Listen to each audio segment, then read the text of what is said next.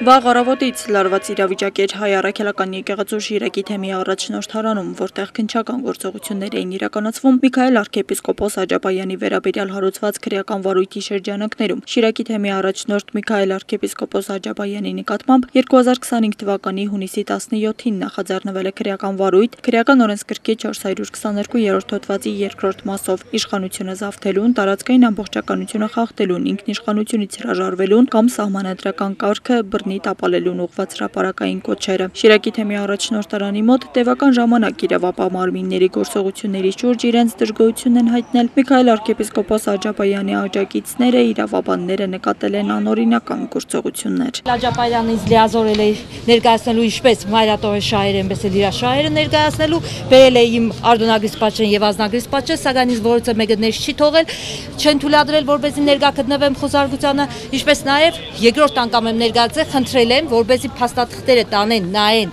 տեսնեն արդյոք պատշաճ է, պատշաճ չէ, թույլ տան, ասել են, որ ընդհանրապես փաստաթուղթ անգամ չենք վերցնի, ներս չենք մտնի, ոչ մի բան չենք անի։ Եթե օրինական խոզարգություն է կատարվում, ինչու չի կարող անձի փաստաբանը ներկա գտնվել այդ խոզարգությանը, որ օրենքի համաձայն են իրենք մերժել իմ ներկայությունը։ Մինչ իրավապահ մարմինները խոզարկում էին առաջնորդարանը, պարզ դարձավ, որ Միքայել arczepiskopos Աջապայանը գտնվում է Էջմիածնում։ Ուժայինների գործողությունները տեղափոխվեցին Վեհարան, ամենայն հայոց կաթողիկոս Գարեգին II-ի ուղեկցությամբ Աջապայանը ինքնակամ ներկայացավ իրավապահներին։ Հիմա չեմ պատրաստվում թաքնվելու, չեմ ուզում իմ եղբայրների թիկունքում թաքնված լինելու տպավորություն ստեղծել, ոչ էլ որևիցե մեկի հետևում չեմ թաքնվում։ Եկել են իմ հետևից, ես կգնամ։ Այնուհետև Աջապայանին աջակցող հավատացյալները չթողեցին, որ թեմի առաջնորդը գնա իրավապահների հետ, ինչը հանգեցրեց ուժայինների թվի ավելացման, իսկ իրավիճակը ավելի սրվեց մայրաթորի բակում։ Վեհարանում ԱԱԾ աշխատակիցները իրավական գործողություններ են իրականացրել փակ դռների հետևում, նպատակն էր ձերբակալել Միքայել arczepiskopos Աջապայանին։ Ստեղծված իրավիճակի հետ կապված վարչապետ Նիկոլ Փաշինյանը նշում է, առաջիկայում ասուլիս կհրավիրի եւ կպատասխանի լրատվամիջոցներին հուզող հարցերին։ Հարգելիս ասի այսօր չեմ մեկնաբանում, շնորհակալություն, չեմ մեկնաբանում, այսօր չեմ մեկնաբանում։ Աստղիկ Խաչատրյան, այսօր։ Այսօր հունիսի 27-ին Մայրաթոր Սուրբ Էջմիածնի տարածքից Միքայել arczepiskopos Աջապայանին, նույն ինքը Գևորգ Արտաշեսի Աջապայանին բերման ենթարկելու որոշումը իրականացնելու ընթացքում արձանագրվել է քաղաքացիների կուտակում։ Հայաստանի Հանրապետության ազգային անվտանգության ծառայությունը եւ ոստիկանությունը, ելնելով անվտանգության նկատառումներից եւ կանխելով իրավիճակի հնարավոր եւ դիտավորյալ սրումը, որոշում են կայացրել դուրս գալ Մայրաթորի տարածքից։ Հայաստանի ազգային անվտանգության ծառայությունը բոլոր քաղաքացիներին հորդորում է զերծ մնալ իրավիճակը լարելուց, չխոչընդոտել իրավապահ մարմինների օրինական որոշումների իրագործումը։ Միքայել arczepiskopos Աջապայանին կոչ են անում չթաքնվել իրավապահ մարմիններից եւ ներկայանալ իրեն սպասող ազգային անվտանգության ծառայության օպերատիվ խմբին, ասված է ԱԱԾ հաղորդագրության մեջ։ ԱԱԾ-ն շարունակում է իրականացնել օրենքով սահմանված իր գործառույթները, ապահովելով հանրային կարգի եւ անվտանգության պահպանումը։ Իրավապահ մարմինների օրինական գործողություններին խոչընդոտելու դեպքերը կարժանանան իրավական գնահատականի։ Ավելի ուշ Մայրաթորի տարածքում լրագրողների հետ ճեպազրույցի ժամանակ փաստաբան Արա Զորաբյանը հայտարարել է, որ Միքայել arczepiskopos Աջապայանը եւ փաստաբանների խումբը կմեկնեն քննչական կոմիտե ներկայանալու եւ քրեադատավարական գործողություններին մասնակցելու նպատակով։ Շնորհակալ եմ ինչպես ձեզ, բոլորիդ քահանաներին, ժողովրդին, իմ հոգևոր եղբայրներին եւ վեհապար հայրապետին, իմ մասնավորի իր հայրապետական բարձր պահվածքի համար։ Հիմա իրենք հասկացել են եւ նահանջել են։ Եվ դրա համար ավելորդ է այլևս թույլ տալ, որպես իրենք երկրորդ ինչ-որ հարցակումը թույլ տան եւ երկրորդ անգամ պղծեն Մայրաթորի հոգեպարար, հոգևոր մթնոլորտ։ Ես որևիցե բանից չեմ վախենում։ Այս մեղադրանքը բացարձակ շինծու ապօրինի մեղադրանք է։ Ես երբեք չեմ թաքնվել, երբեք էլ չեմ խոսապել, իմ ասածներից էլ չեմ հրաժարվում, ասել եմ, լավ եմ արել եւ պիտի շարունակեմ նույն ոգիով։ Եվ հիմա միակ խնդրանքս է, որ թողնեք, որպես ես նստեմ մեքենան եւ մեր սիրելի փաստաբանի հետ գնամ քննչական կոմիտե ներկայանալ։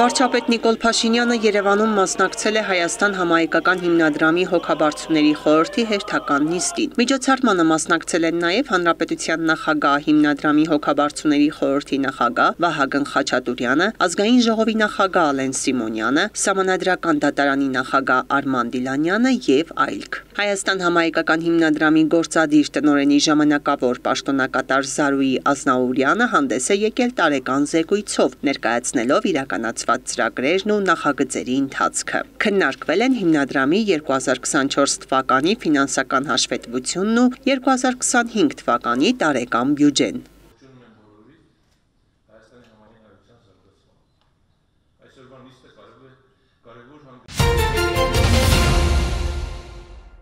Վարչապետ Նիկոլ Փաշինյանը հեռավար մասնակցել է Բելարուսի մայրաքաղաք Մինսկում անցկացվող Եվրասիական տնտեսական ֆորումին։ Վարչապետ Փաշինյանը հանդես է եկել ելույթով, որում մասնավորապես նշել է.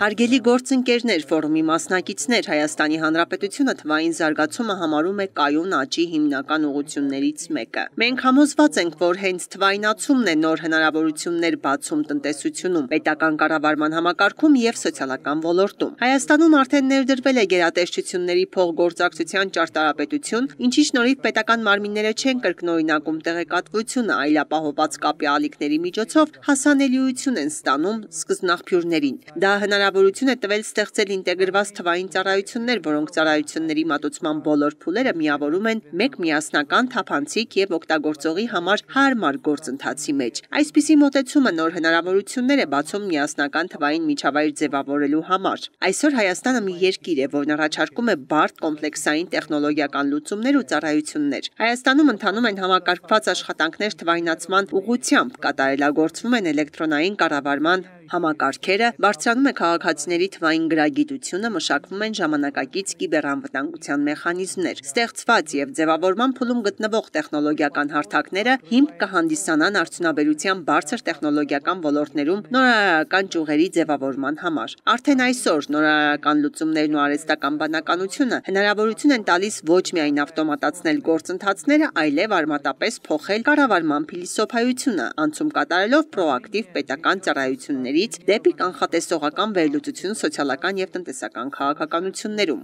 Հայաստանը մեծ նշանակություն է տալիս թվային օրակարգին մասնակցությանը, թվային փոխակերպումը դիտարկելով որպես խոչընդոտների վերացման եւ փոխադարձ առևտրում թափանցիկության բարձրացման գործիք։ Մենք առանձնահատուկ կարեւորություն ենք տալիս մաքսային ոլորտի թվայնացմանը որպես վստահության տարածք ստեղծելու հիմք։ Հայաստանի համար, որը ունի ընդհանուր սահմաններ ԵԱՏՄ մյուս երկրների հետ, մաքսային, լոգիստիկ եւ սահմանային ենթակառուցվածքների արդիականացումը դառնում է հատկապես արդիական։ Ամփոփելով կցանկանայի նշել, որ մենք բաց ենք անդրսահմանային հարթակների եւ փորձարարական նախագծերի մշակման համար, որոնք թույլ կտան մեզ բոլորիս ոչ միայն ներդնել առկա տեխնոլոգիաներ, այլև մշակել մեր սեփական, հետաքրքիր ու արդյունավետ լուծումները, ասել է Նիկոլ Փաշինյանն իր ելույթում։ Создает локальные песочницы для тестирования решений на основе Ազգային ժողովի նախագահ Ալեն Սիմոնյանն ընդունել է Հայաստանում Շվեդիայի արտակարգ եւ լիազոր դեսպան Պատրիկ Սվենսոնին, ով ավարտում է դիվանագիտական առաքելությունը Հայաստանում։ Շնորհակալություն հայտնելով դեսպանին Հայաստան-Շվեդիա հարաբերությունների, ինչպես նաեւ միջխորհրդարանական կապերի զարգացման հարցում ցուցաբերած ավանդի համար, ազգային ժողովի նախագահը հաջողություն է մաղթել նրան հետագա աշխատանքային գործունեության մեջ։ Պատրիկ Սվենսոնն իր հերթին շնորհակալություն է հայտնել Ալեն Սիմոնյանին ընդունելության համար, նշելով, որ լավ հուշերով է հեռանում Հայաստանից։ Զրուցակիցներն անդրադարձել են նաև Հայաստան-Շվեդիա հարաբերություններին, ինչպես նաև միջխորհրդարանական կապերին վերաբերող հարցերին։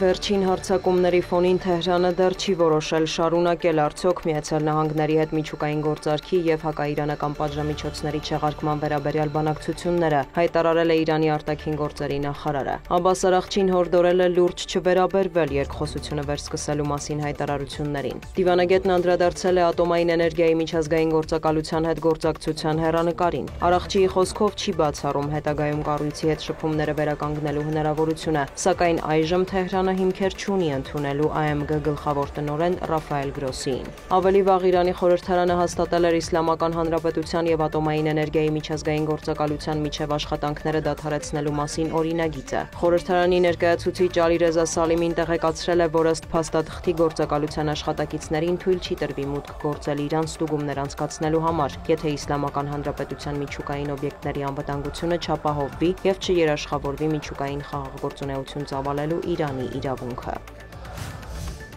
Դոնալդ Թրամփը հայտարարել է, որ Միացյալ Նահանգները եւ Չինաստանը առևտրային համաձայնագիր են կնքել, այլ մանրամասներ Սպիտակ տան ղեկավարը չի հայտնել։ ԱՄՆ առևտրի նախարարի խոսքով Վաշինգտոնը եւ Պեկինը վերջնականացրել են մայիսին Ժնևում ձեռք բերված առևտրային համաձայնագիրը։ Հովարդ Լուտնիկը հավելել է, որ փաստաթուղթը ստորագրվել է 2 օր առաջ։ Դրա համաձայն Չինաստանը ի թիվս այլնի պարտավորվում է Միացյալ Նահանգներին հազվագյուտ մետաղներ մատակարարել։ Երբ դա տեղի ունենա, կվերացնենք ամերիկյան սահմանափակումները, նշել է պաշտոնյան։ Լուտնիկը տեղեկացրել է, որ առաջիկայում Սպիտակ տունը նախատեսում է առևտրային համաձայնագրեր կնքել 10 խոշոր առևտրային գործընկերների հետ։ Ավելի վաղ հայտարարված մաքսատուրքերի ֆոնին Վաշինգտոնը առևտրային համաձայնագրի նոր առաջարկ է ներկայացրել նաև Եվրամիությանը։ Եվրահանձնաժողովի նախագահը հայտնել է, որ Բրյուսելն այժմ գնահատում է փաստաթուղթը հետագա բանակցությունների համար։ Պատրաստ ենք գործարքի, սակայն անհրաժեշտության դեպքում կպաշտպանենք եվրոպական շահերը, հավելել է Ուրսուլա ֆոն դեր Լայենը։ Եվրամիության գագաթնաժողովում չի ընդունվել Ուկրաինայի վերաբերյալ եզրափակիչ հայտարարությունը, որի կետերից մեկը վերաբերում էր Եվրամիությանը Կիևի անդամակցության շուրջ բանակցություններ սկսելու կարևորությանը։ Նախագծում նաև նշվում է, որ Եվրոպական խորհուրդը դատապարտում է Ուկրաինայի տարածքին ռուսական հարվածները եւ կշարունակի համապարփակ աջակցություն ցուցաբերել Կիևին։ ԶԼՄ-ների տվյալով նախաձեռնությանը դեմ է արտահայտվել Հունգարիան, ըստ Եվրոպական խորհրդի կոմյունիկեի տեքստը ստացել է Եվրամիության 27 երկրից 26-ի վճռական աջակցությունը։ Հաղորդվում է, որ Ուկրաինայի հարցը կքննարկվի հաջորդ նիստում հոկտեմբերին։ Վոլոդիմիր Զելենսկին կոչ է արել ԵՄ խորհրդին աջակցել Կիևի եվրաինտեգրման ձգտումներին։ Այժմ հստակ քաղաքական ազդանշան է պետք, որ Եվրոպայի խոստումներն ուժի մեջ են, շեշտել է Ուկրաինայի նախագահը։ Եվրոպական խորհրդի ղեկավարն էլ հավատացրել է, Եվրամիության նպատակն է հասնել արդար եւ երկարատև խաղաղության, աջակցելով Ուկրաինայում շարունակվող բարեփոխումներին եւ նախապայմաններ ստեղծելով երկրի եվրաինտեգրման համար։ Անտոնիո Կոշտան շեշտել է, Ուկրաինայի անվտանգությունը ամբողջ Եվրոպայի անվտանգության անբաժանելի մասն է։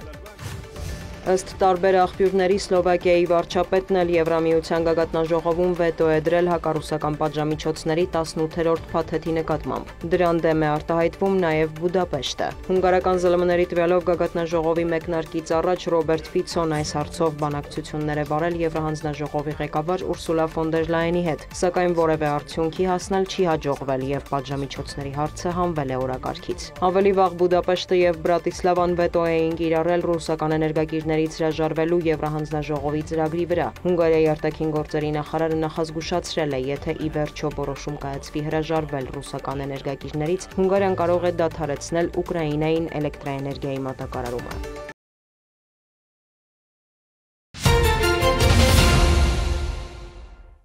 Գեղարքունիքի մարզում 2025 թվականի ամառային հերթական զորակոչն է անցկացվում Գավառում։ Նորակոչիկներին բանակ ճանապարհելու արարողությանը մասնակցում են Գեղարքունիքի մարզպետի աշխատակազմի, համայնքապետարանի եւ ուժային կառույցների ներկայացուցիչները։ Նորակոչիկներին շնորհավորում են, բարեմաղթանքներ հղում եւ խորհուրդներ տալիս։ Ժամեր հետո դուք կհագնեք զինվորական համազգեստ ու պետք է դուք հասկանաք այդ համազգեստի պատիվը ու ձեր պատասխանատվությունը այլ հայրենիքի սահմանների պաշտպանության, հայրենիքի պաշտպանության ու ամեն մեկը ոնց որ sense բարձր տրամադրությամբ հետում եք, նույն տրամադրությամբ ծառայեք, օգտակար լինեք մեր բանակին, մեր հայրենիքին ու նույն ձևով ձեր ծնողները ձեզ դիմավորեն ու դուք արդեն շարունակեք ձեր քաղաքացիական պարտքը։ Ձեզ բարի ծառայություն ենք ցանկանում։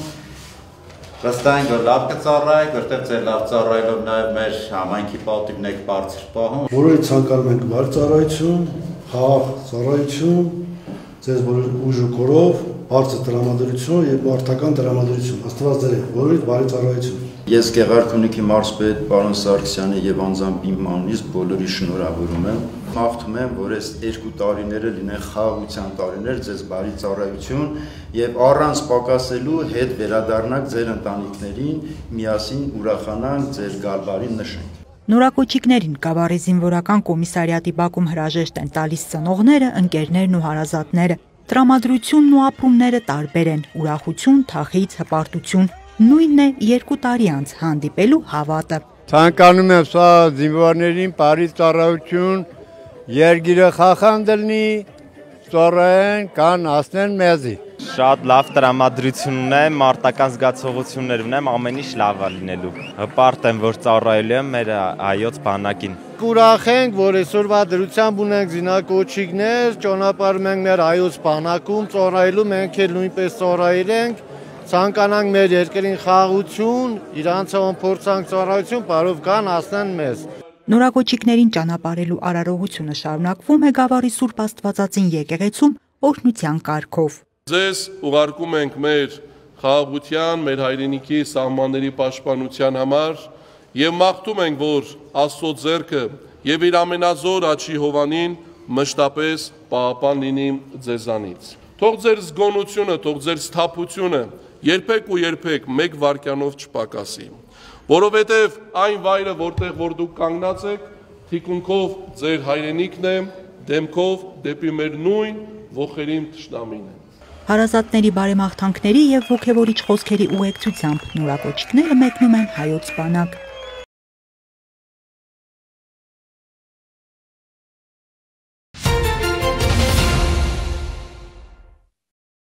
Եթե չհասցրիր առցանց լրացնել հայտը, ուրեմն երեխատ հնարավոր է զրկվի նախընտրած դպրոցից։ Սա այս օրերին առաջին դասարանցի ունեցող ծնողների շրջանում ամենակննարկվող ու անհանգստացնող թեման է։ Առավոտյան հարևանուհուս հետ կես ժամ անընդհատ փորձել ենք, չստացվեց։ Facebook-յան մեր գրառմանն արձագանքած ծնողներն են մեկնաբանում հունիսի 24-ից մեկնարկած առաջին դասարանցիների հայտագրման հիմնական փուլի մասին։ Տեսախցիկի առաջ խոսել չեն ուզում, բայց նշում են համակարգը ծանրաբեռնված է, հայտագրումը կարող է ձախողվել։ Դա իհարկե բավական մտահոգիչ խնդիր է, որտեղ սա նաև ցույց է տալիս, թե որքան տարբերություններ կան մեր դպրոցների միջև։ Մենք պետք է այնպիսի իրավիճակ ունենանք, որ ծնողը շատ չմտահոգվի, թե իր երեխան որ դպրոց է գնում, որովհետև պետք է բոլոր դպրոցները քիչ թե շատ իրար հավասար լինեն։ Բայց ցավոք Հայաստանում կան անհամաչափություններ։ Ընդամենը 30 վայրկյանի ընթացքում պետք է ծնողը հասցնի հայտագրել։ Խոսքը վերաբերում է մեծ պահանջարկ ունեցող դպրոցներին, որոնցում տեղերը սահմանափակ են, ցանկացողները շատ։ Այս փուլում հայտագրվող երեխաների միջին թիվը 15000 է։ Սակայն նախորդ տարիների փորձը ցույց է տալիս, որ համակարգի գործարկման առաջին վայրկյաններին միաժամանակյա հարցումների թիվը գերազանցում է 45000-ը, ինչը նշանակում է, որ միևնույն երեխային տարբեր սարքերից փորձում են հայտագրել։ Դրա արդյունքում համակարգն ունենում է մեծ ծանրաբեռնվածություն եւ դժվարանում է երեխային նախընտրած հաստատությունում հայտագրելու գործընթացը։ Կոռուպցիոն ռիսկերը բացառելու համար ներդրվեց առաջին դասարանցիների առցանց գրանցումը, ասում է փորձագետ Սերոբ Խաչատրյանը։ Ծնողները որոշակի հոգեբանական խնդիրներ կունենան, բայց որպես մխիթարություն ուզում եմ ասել, որ որպես նաև Երևանի պետական համալսարանի դասախոս ես տեսել եմ շատ աշակերտների, որոնք սովորել են ամենալավ դպրոցում, բայց շատ թույլ են եղել, եւ աշակերտների, որոնք սովորել են քիչ հայտնի դպրոցում, բայց շատ պատրաստված շրջանավարտներ են եղել, այնպես որ շատ բան կախված է երեխայի ծնողներից եւ բոլոր դպրոցներում էլ կան եւ բարձրակարգ ուսուցիչներ եւ ավելի թույլ ուսուցիչներ, այնպես որ ի վերջո ամեն ինչ որ մի բալանսի գալիս է։ Մարզկենտրոնում գործող մի շարք դպրոցներում արդեն իսկ հայտագրվողներ կան, բայց գրեթե սպառվել են թիվ 3 եւ թիվ 7 դպրոցների տեղերը։ Այս հաստատություններում կրթության որակը մյուսներից առավել չէ, բայց այստեղ սովորել ցանկացողների թիվը միշտ շատ է լինում։ Սյունիքի մարզը 1570 առաջին դասարանցի է ունեցել 2024-25 ուստարում։ Մենք Սյունիքի մարզում միայն 2 դպրոցում ենք ունենում հիմնականում հայտագրման հետ խնդիրներ, դա Կապանի թիվ 7-ն է եւ Կապանի թիվ 3 միջնակարգ դպրոցը, որտեղ հայտագրման process-ը րոպեների արագությամբ է կատարվում, դե համարում եմ որպես քաղաքային դպրոց վերանորոգված բոլոր հնարավորություններով կրթական միջավայրով ապահովված դպրոց եւ նաեւ կարեւորում եմ այն թաղամասը, այն տարածքը, որտեղ որ բնակելի շենքեր շատ են եւ այդտեղ դպրոցահասակ երեխաները շատ են։ Դե իսկ գյուղական բնակավայրերի դպրոցներում դեռ քիչ թվով հայտագրվողներ կան։ Լուծումը դպրոցների համաչափ զարգացման մեջ է տեսնում Սերոբ Խաչատրյանը, ինչը երկարատև աշխատանք է պահանջում։ Այն երկրները, որոնք հաջողության են հասել այս ոլորտում, իրենք հաջողության են հասել դպրոցները հավասարեցնելու միջոցով, որպեսզի ծնողը չնստի ամիսներով մտածի, թե որ դպրոց պետք է գնա իր երեխան, հա։ Մենք Երևանում ունենք ծնողներ, որոնք ամիսներ շարունակ դպրոց են փնտրում իրենց երեխայի համար։ Կա անվստահություն, կա անհամաչափ զարգացում։ Եթե կապանում որևէ դպրոց այսպես ֆունդամենտալ վերանորոգվում է, այն կողքի դպրոցները հայտնվում են ոչ բարենպաստ վիճակում։ Այստեղ միգուցե պետք է կլաստերային մտածել, այսինքն հարևան դպրոցն ու այդ դպրոցը միաժամանակ վերանորոգել, հա, որպեսզի իրենք այդ մրցակցության մեջ անհավասար վիճակում չհայտնվեն։ Հայտագրման համակարգը կգործի մինչև 2025-26 ուսումնական տարվա ավարտը։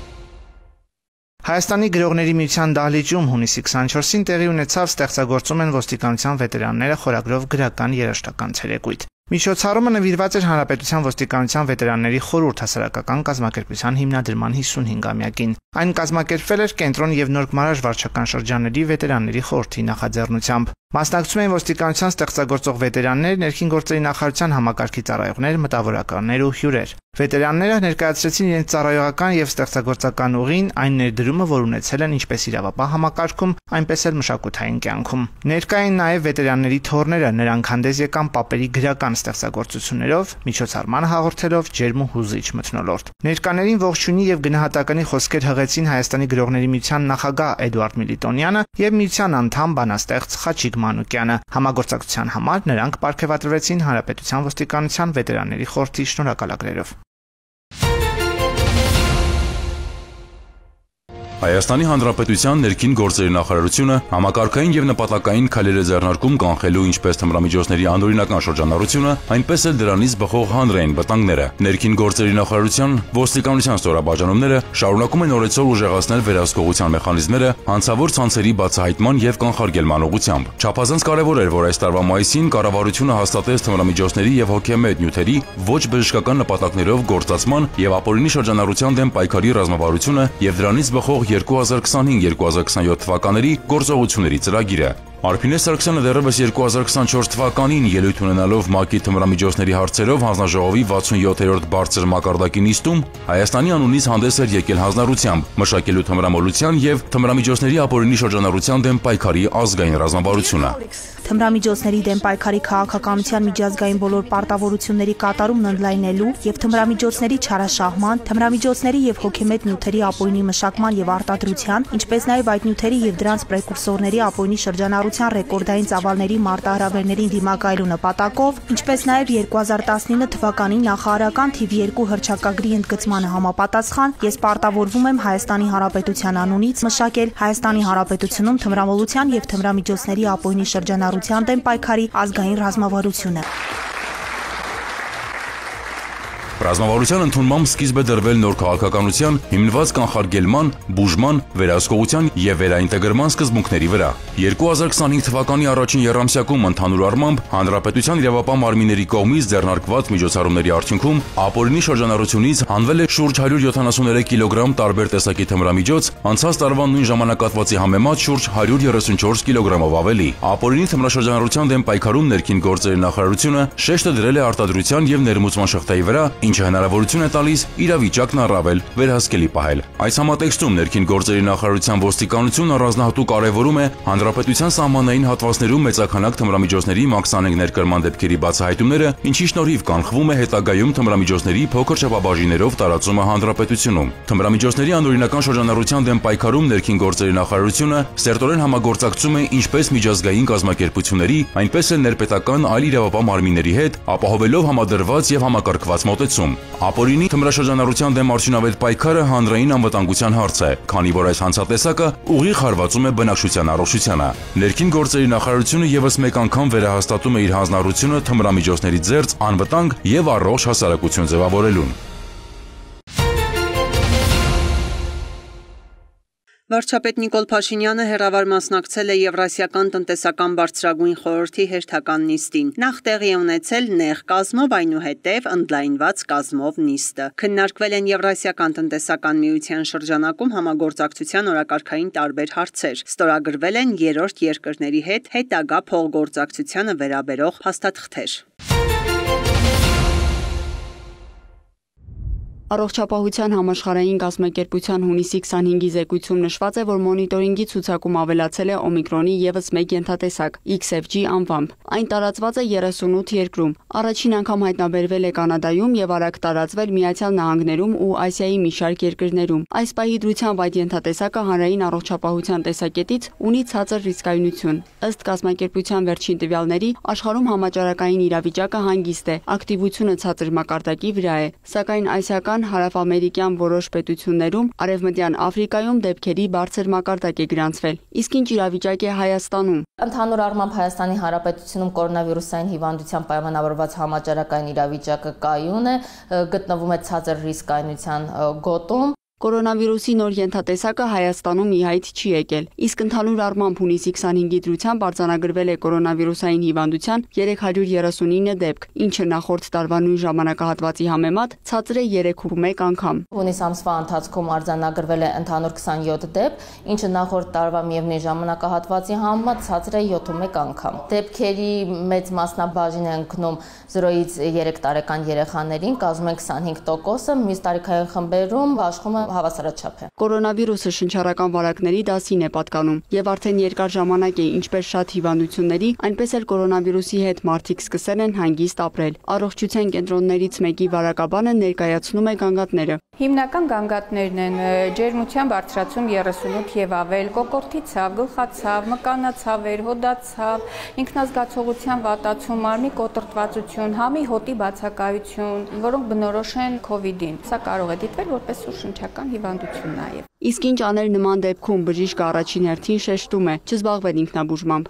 Չընդունել անտիբիոտիկներ, հակաբիոտիկներ, որովհետեւ իմաստ չունեն, քանի որ սա վիրուսային հիվանդություն է, ոչ մի օգուտ չի տալու։ Տեղամասային թերապևտը ինքը պիտի որոշի, արդյոք անհրաժեշտ է, արդեն կա անհրաժեշտություն տալու հակաբիոտիկներ կամ հակավիրուսային բուժում։ Մասնագետը նաև հիշեցնում է, վարակված լինելու դեպքում պետք է ընդունել առաթեղուկներ, մեկուսանալ, սպիրտային լուծույթով մշակել այն առարկաները, որին հպվել է վարակված մարդը, օդափոխել տարածքը։